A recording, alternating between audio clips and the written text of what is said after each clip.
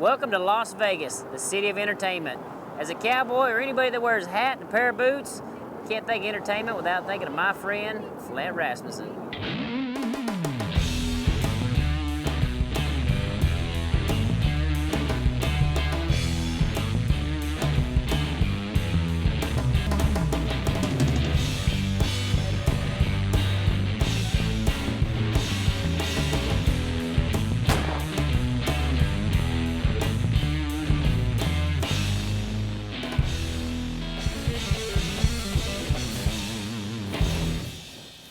Let's roll. Man, just going down this hallway sends chills up my spine because that's where the action happens. Let's go find Flint. Bring it here to there. Some say the cowboy is over 300 years old. 300 years old. Some say Is the cowboy really 300 years old? Doubt it. Hey, turn that down. What about this? That's Oh. I can just cover it up. So let's, okay, we're in the moment. They've gone crazy for these people, but it's not a JB Mooney crazy. No. It's It's a respect kind of crazy. Yeah. Can you roll the video with no audio and see if it matches up? Some of the men Oh, that during 20 that, years there you ago established what we now know as the Professional Bull Riders Built for Tough series. I like it. I like his audio over this. It matches the tone of the video. Growing up around it, around rodeo and ranching, it's just kind of a natural thing. And my dad was a rodeo announcer, my brother is a rodeo announcer. And I traveled around with my dad when I was a little kid, so I grew up watching rodeo clowns. And I just felt, I was about 18, 19 years old and was just kind of spouting off that I thought I could do better at it. And so my brother and dad dared me to do it and called a little rodeo committee and asked if I could come for nothing. And we threw a kind of a outfit together and I walked out with nothing. I had no props, no barrel, it was just me. And I did pretty well and did some small rodeos the next summer. A guy hired me and then it just took off and it was my summer job in college. And worked my way through college doing it and went and got a teaching job and thought I was done with it. But I just kept getting more and more phone calls. So I thought I'd quit teaching and give it a try. That was 20 years ago. So I guess it worked out. Fade out, roll. it is because of the vision of these men doesn't that we fit are back. able to enjoy the very best of the best in bull riding competition. I struggled at first. You don't just say, here I am, and you get to work in Madison Square Garden or Thomas and Mack Center. You know, it's. I was working small rodeos. I did a few. I sold cars in the off season, substitute taught in the off season. But then it just by word of mouth and I was doing a good job and working very hard and got more and more. And the lucky thing was I was getting bigger rodeos, but I got in with Jerome Robinson, who was on the kind of the ground level of producing pro bull riders events. So he brought me to some of those and I really fit the style of the show they were doing. So for a long time I did big PRCA pro rodeos. I got to do Cheyenne, Calgary, Reno, Pendleton, Ellensburg, Denver, Tucson, you know, got to do those and then filled in the weekends in the winter with PBR events. And so it just gradually, pretty soon my whole year was filled up and I was doing over 100 performances, whether it was rodeo or bull riding a year.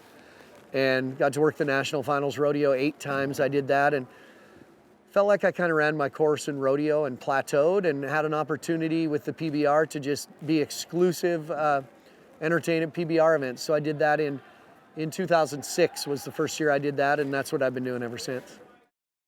Years and years ago, I was in Rapid City, South Dakota. I used to do the Black Hills Stock Show, and Jim Sutton, who's been an innovator in rodeo for years, a rodeo producer, he called me and said, I want to do a late night talk show.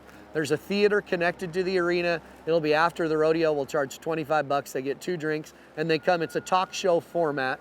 We'll get rodeo guys as guests. And he kept talking, and I said, okay, what do you want me to do? How am I involved in this? He said, oh yeah, you're the host. So that was it. That was the very first time. And that was, that's been a long time ago. And then there was some interest in me doing that at one of the trade shows at the National Finals Rodeo. So since that point, I've done it every year for 10 days, the NFR, and now I do it at the World Finals here at the PBR. Hey everybody, how you doing in Vegas? Welcome to the PBR fan zone here in Mandalay Bay. For all the people listening on Sirius XM, I always wanted to be a talk show host. I used to sneak down halfway down the stairs and watch Johnny Carson when I was up too late as a little kid.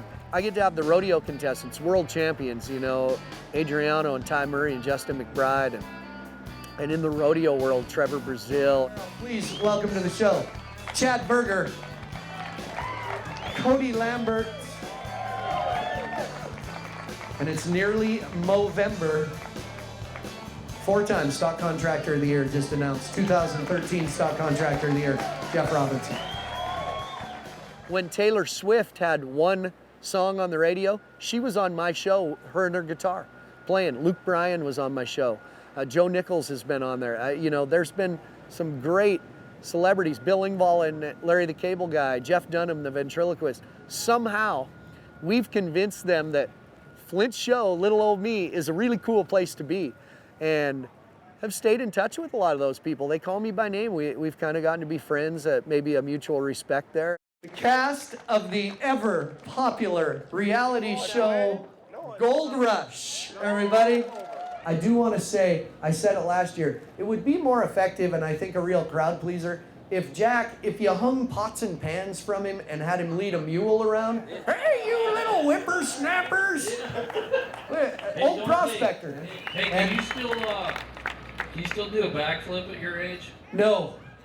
Can you? Yeah. Right now, you want me to try it? Yeah, sure, that'd be Dude, entertaining. are you kidding me? you got an ambulance? You're not going to probably do as good as we did, but just do your best, right? Well, I heard him say that y'all was the best ever, and I'm When like, I they can't go said after your that. name, you're obviously a crowd favorite. Okay? Yeah, my family's out there. Yeah, so. try not to screw this up.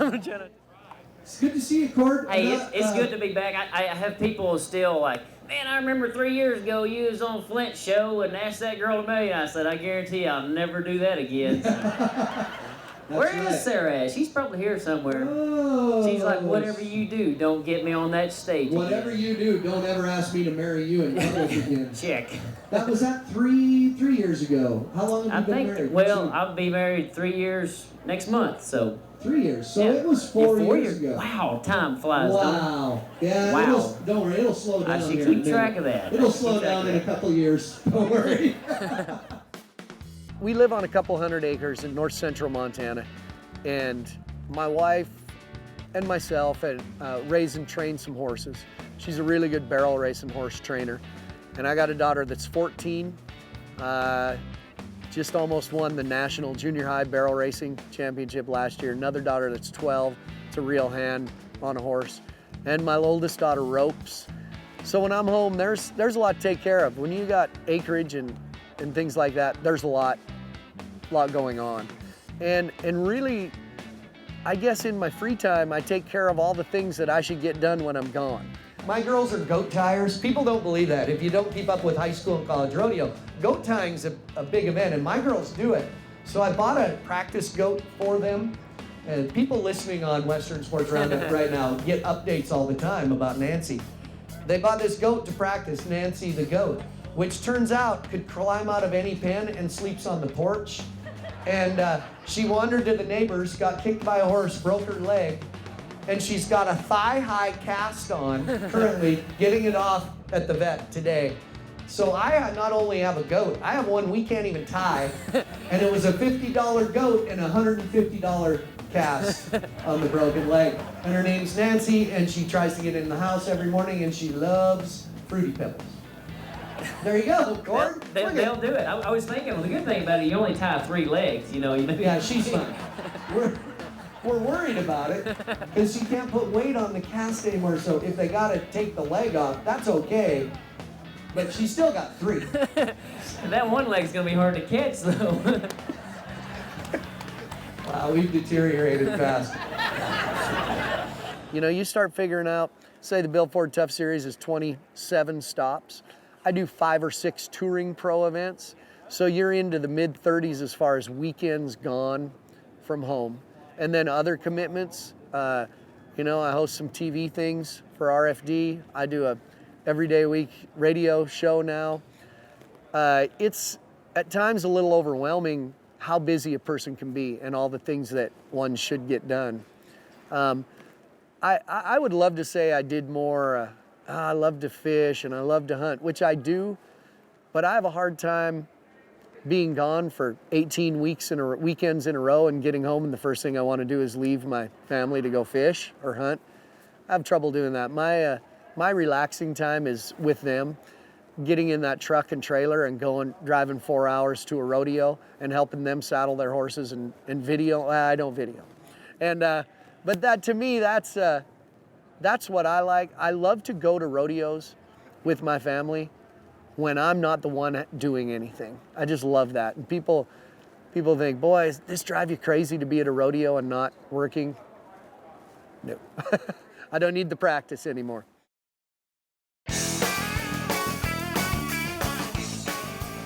With the seat I have out here, I think I have seen things people don't. When Justin McBride rode Camo and hung off the side of him for 75 points, I was 40 feet away, watching to make sure he didn't touch the ground.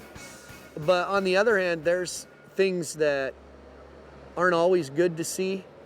In Albuquerque, Glenn Keeley wasn't 15 feet away from me when that bull stepped on him and we lost him. Joe Bumgardner's last performance here at the PBR World Finals, the bull swung around and nobody really saw that bull clipped him under the chin and knocked him out, and he fell just like a tree, and I saw the whole thing that just happened. The angle I was at in that arena, I knew right to Joe, because I saw what happened. So you get to see a lot of great things. Chris Shivers come in here for the last time, and the great bulls. I'm seeing the greatest bulls that have ever bucked, and I've been part of it. But on the other hand, you know, I was in Honolulu when Chris Shivers broke his leg in half, not very far away. So there's two sides to that too.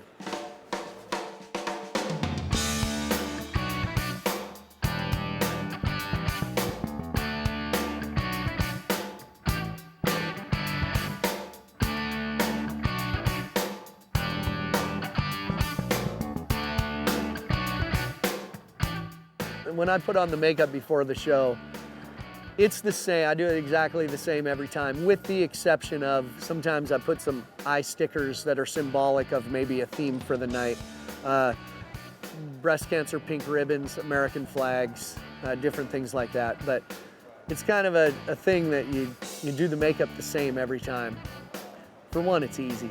You know, when you start doing that many shows, you don't want to have to overthink things. After 20 years, what's the biggest mirror you got? That's the one I like because I can get close. He'd shake his back. You didn't know you can't get close to a big mirror? I didn't know, man. I got to lean over the sink. Why? And you know why else? Because here, in there, if I go to the mirror, I'm isolated. Here, I can sit with my friends and then look up and continue the conversation. We mock what we don't understand. When we go to cities like New York City or Chicago, they don't understand the root of the rodeo clown makeup and don't really understand why I wear it. So we've talked about eliminating it and having me entertain without it. And our real hardcore true fans don't want me to do it.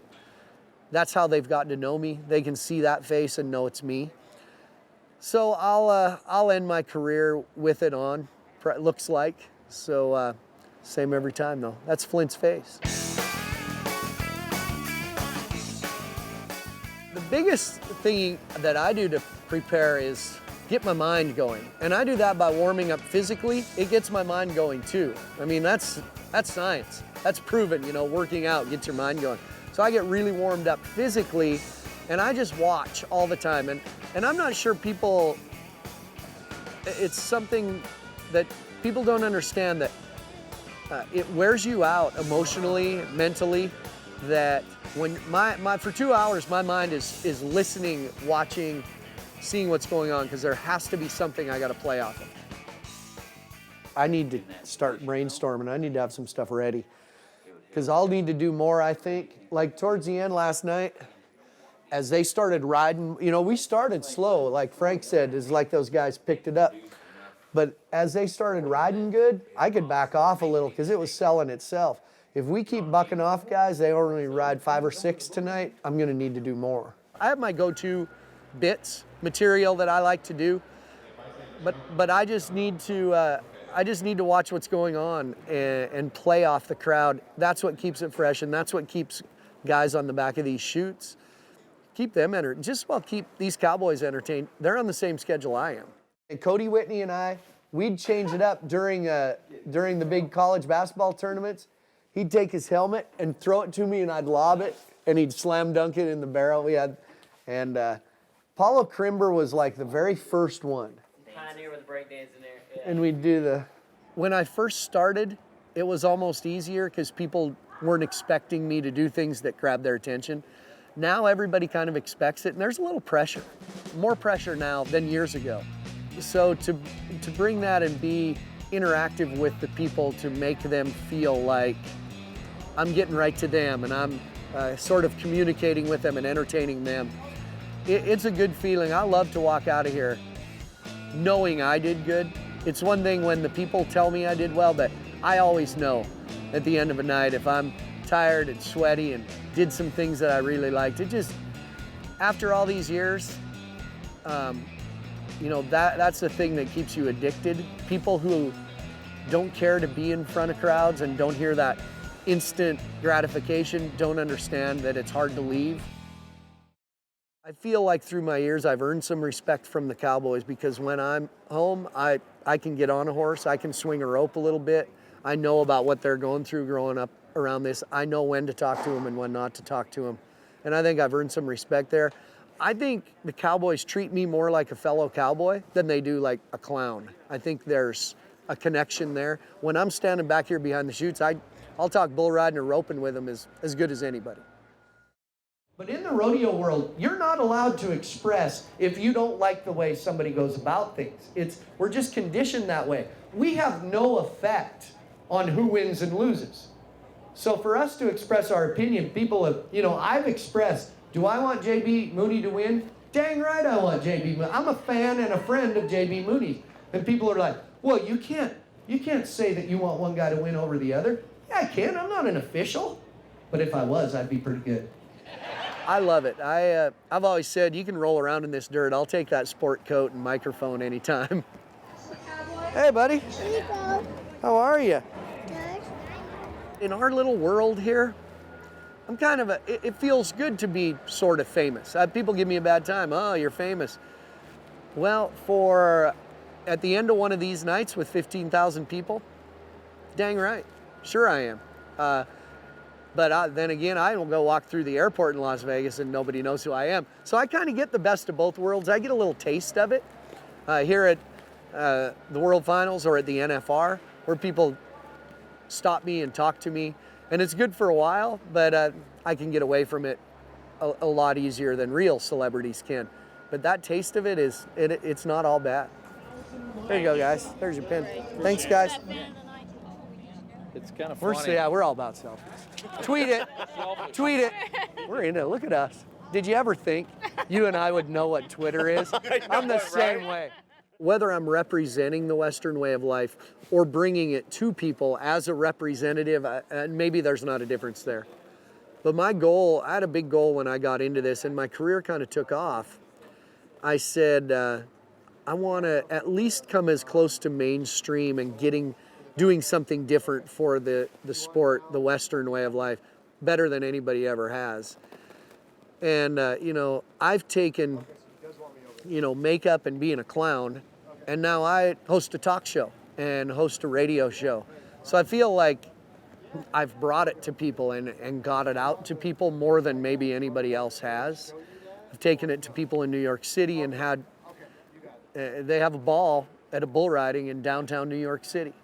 And I feel like I've been a part of that. And that's not an arrogant thing. I just feel like I've played a big part in that. But it was an honor, you know, to announce my retirement on your, you know, Sirius radio show, you know, going around the world. So it was pretty cool, you know, to do something like that.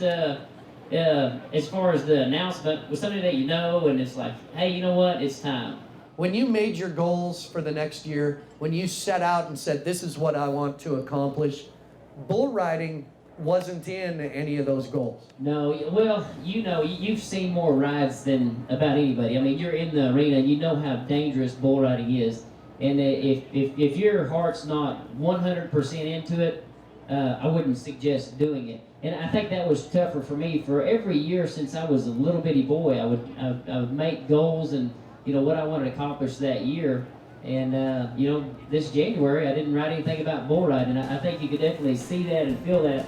And it became something I didn't want to ride bulls as a hobby, Yeah. And decided it was time to hang it up if I wasn't going to be 100% in. Sure. I acknowledge I'm on the downhill slide of my career.